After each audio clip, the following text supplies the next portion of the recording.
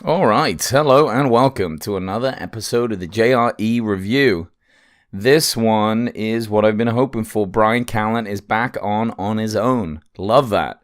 Joe said last time that he's going to have Bryan on more. I guess Bryan hadn't been back on his own as a guest for like over a year, something like that. I know he does the Fight Companions, but those are a bit different. They're just like kind of with everyone. The whole team's there. Eddie Bravo and Brendan Schaub and Joe. But to have Bryan just back on his own is awesome. Bryan's always hilarious, always gets silly, always loves to quote all these books that he's read, and really goes into it. So it's great to see him back, and it's awesome that those guys get to hang out. They're so close. It's what I'd do if I was in Joe's position. Why would you not have all your closest friends on more often and having them be entertaining? So it's sweet, and I enjoyed it. Let's start the review.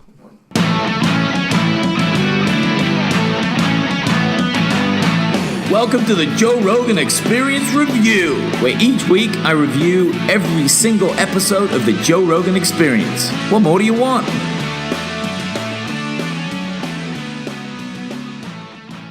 So you never know where things are going with these guys, where they're going to start. It's always going to be a funny, relaxed, kind of nonsense conversation. And not to say you don't learn anything, but it's always just a very chilled podcast. This one was a short one too, so it's cool. If you've got like a smaller drive, sometimes people aren't in their cars for 3 hours a lot of times, but this one's just like 2 hours, so it's a nice little pop. They get into conspiracies, not really into them as much as like why people believe in them. What is it about conspiracy theories? What ones do you guys listen to? What ones are you guys into? I think we're all into some, or we're all intrigued by a few. And it's cool to kind of get into it. And I think what it is, people just love to have, you feel like they have the secret to something that other people don't know. They'd be more convincing if most of the people that try to talk to me about conspiracy theories weren't also like super paranoid and slightly manic. I think that it definitely hooks those type of people in. Not to say that I haven't been drawn into that rabbit hole, especially when YouTube at first started throwing those videos down, and you never know. You're like, oh, is there some truth finally that we need to figure out? I think over time people have weeded out what's what, and a couple of people are stuck on a few things. Flat Earth being one major interesting one, but yeah, what is it so intriguing about him? Are we just waiting for this awesome conspiracy theory to pop up? As theories go, though, Joe talks about this new Radio Lab that's come out, which I just listened to, and it's about dinosaurs getting wiped out. You guys got to check that out. It's so fascinating. They're basically saying they all died instantly at once. As soon as that fucking massive asteroid hit, boom. It was like 1,000 degrees all over the Earth, and they were all done. How the fuck anything survived? I have no idea. I guess shit underwater survived. And what else? Like underground animals? I just don't get how, like underground animals. What am I talking about? Like moles and stuff. Shit that lives in caves. I don't know. I don't know how anything would have survived that. The mountain lion part of their conversation is interesting. Obviously, Joe loves animals. He loves hunting, and he loves talking about this stuff. We live in California, so there's mountain lions out here. And he talks a little bit about the disparity between how we see wolves and how we see mountain lions. And he made an interesting point. With the mountain lions here, at least around the kind of LA area, we name them all because they're marked. They have tags on. We know where they're going. We know where their territory is. There's so many, there's way less of them than like where wolves would be because they breed a lot faster, that we humanize them with a name. So we treat them better, right? But where wolves are popping up, they just breed fast. And if anything, we've named their like collective with a number. We're like, that's Wolf Group 70401, and they make the point that, hey, this is like how we talk about criminals or like prisoners, in a way to dehumanize them. And it's that. It's like, yeah, you can go out and hate these animals more in a sense, or have less respect for them because you haven't given them like human names. But same thing. Like, look around LA. There's no deer. No deer at all. Those lions are jacking them all. How big do mountain lions get? I think they're big. I think they're pretty big. I think they're over like 200 pounds. I remember seeing one when I was in Albuquerque, and I couldn't believe it. I was like, wait a minute, these fucking things are in the hills? I thought they were going to be like the size of dogs. That's just me being dumb, but I just assumed that if they exist with us, like close-ish by, they can't be that big, right? They can't be actual fucking lions. No, they are lion size. They are massive and terrifying, and they, I'm sure, don't fuck around. They will fuck you up. Talking about things that fuck people up, they get into the fights. They talk a lot about the kind of how the greatest of all time will like figure you out, right? So you've got people like, I guess Mayweather does this a lot. He goes slow, he's chilled, he's waiting for the strikes, and then, you know, he kind of gets your algorithm and then fucks you up. Anderson Silva was a great example of this. He would do that. He wouldn't do a lot usually until like the end of the first round, and then he would just come out and just wail you. It's like he's solving a puzzle, which I always thought was so cool about the way that he fought. Not only that, but I mean, his highlight reel is next to none. It's absolutely incredible. There's this new guy in Bellator, and I remembered his name earlier, and I cannot remember it now, so I apologize. But check it out. It's easy to find. It's a new YouTube clip of a Bellator fight. This dude does like a 720 spin. They call him someone the highlight reel someone, right? So that's like his nickname because he's that good. And it has to be true because this is the only fight I've seen, and this is one of the most spectacular knockouts ever. It's such a little awesome YouTube clip. He basically spins around twice, setting up a kick, which he does not kick.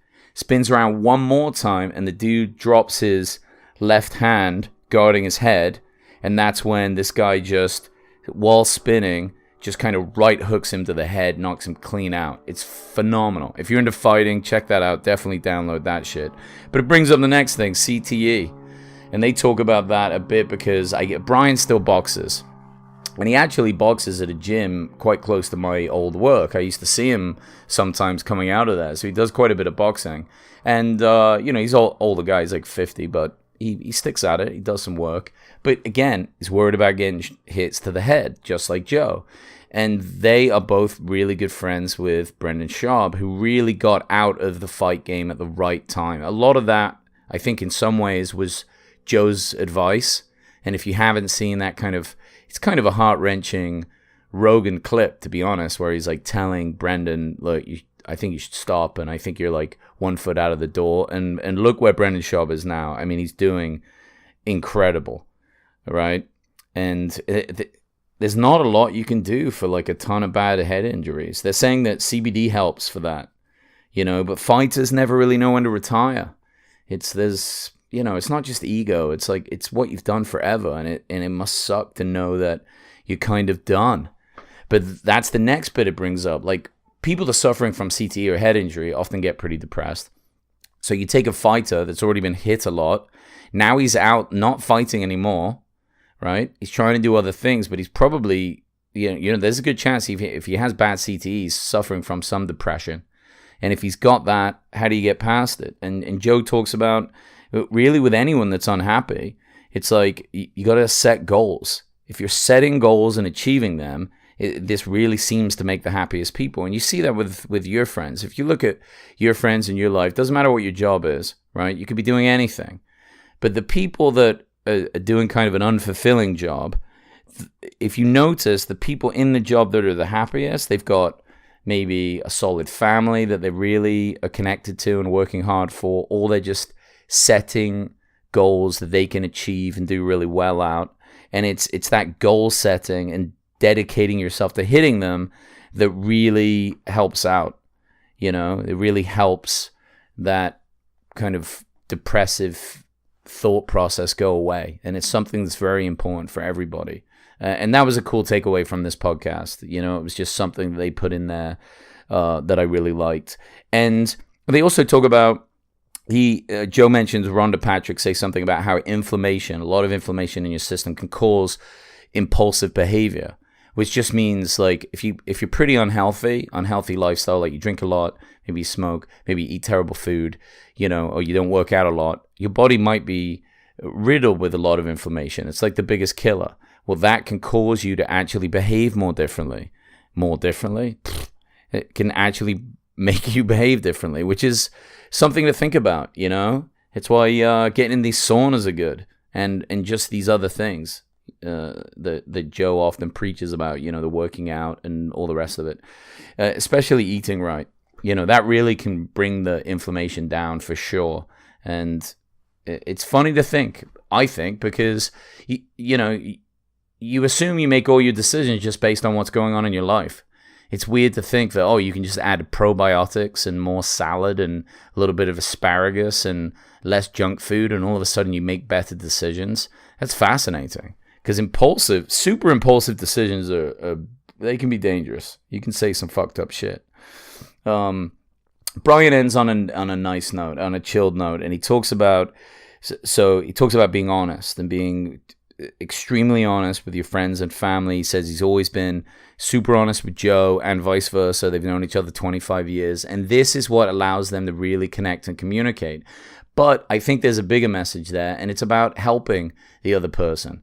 Because if your friend is always honest to you, doesn't bullshit you, doesn't try and say a bunch of, oh, I'm amazing, I'm fine, everything's great, I'm doing so awesome, I got all the shit done this week, though it turns out maybe none of that's true, how can you help them? You know, or how can you give them good advice? You think that they're fine, there's no accountability, and when that's your dialogue, if you're just like kind of spouting bullshit to others to make yourself look better, you don't really know what shape you're in. So that accountability portion, I think, is a cool takeaway. And you get that from these podcasts when Joe's on with his really good friends. That's why I like him so much, because it kind of just shows what makes really good friendships last for very long times and why they work. And it's this kind of accountability and honesty. And not just that, they're having a good time. They're laughing, they're having fun. It's a great conversation. Really cool, as always. And yeah, so glad to see Bryan back on. So I hope you guys enjoy it. And again, thanks for downloading. Really appreciate it. You guys are awesome. And gals, see you later.